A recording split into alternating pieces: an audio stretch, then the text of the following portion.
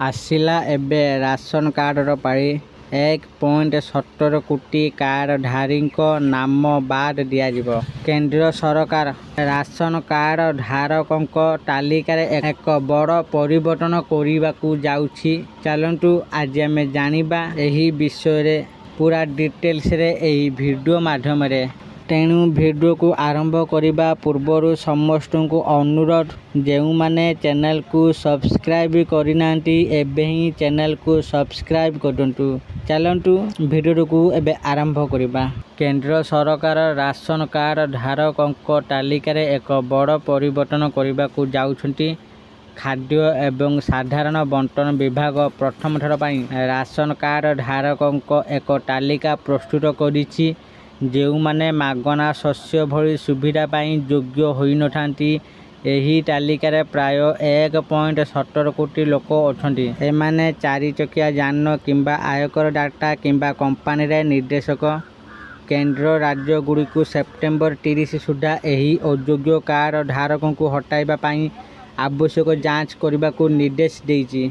खाद्य एवं साधारण बंटन विभाग विभिन्न सरकारी तथ्य आधार सहित राशन कार्ड धारकों बरणी मेल कर एही तालिका प्रस्तुत करिछि। एथिरे आयकर विभाग, कॉर्पोरेट व्यापार मंत्रालय और सड़क परिवहन एवं राजपथ मंत्रालय भली विभाग तथ्य अंतर्भुक्त। एही तदंतरु जना पड़िछि जे 94.71 लाख राशन कार्ड धारक, आयकर डाटा 17.51 लाख 4 चकिया यान एवं 5.31 लाख लोक कंपनी रे निर्देशक। एक रिपोर्ट अनुसार विभाग जन अधिकारी कहिसेंति जे एही तथ्य आधार रे राज्य गुड़िक अयोग्य हिताधिकारी को हटाई पारिबे, जहा द्वारा अपेक्षा तालिकार थिबा असहाय लोक माने जातीय खाद्य सुरक्षा आईन NFSA अनुसार लाभ पाई पारिबे।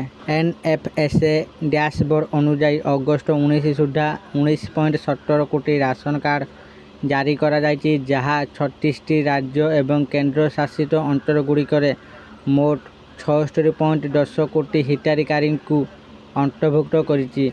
नियम अनुसार सरकारी कर्मचारी 1 लाख टंकारु अधिक वार्षिक आय थिबा परिवार, 4 चकिया यान मालिक एवं करदाता मागणा खाद्य शस्य पाइबाकू योग्य नुहंती। 8 जुलाई रे केंद्र समस्त राज्यर मुख्य सचिव एवं केंद्र शासित अंचल गुड़िकर परामर्शदाता को एक चिट्ठी लिखि एही प्रसंग उपरे गुरुत्वारोप करिथिला।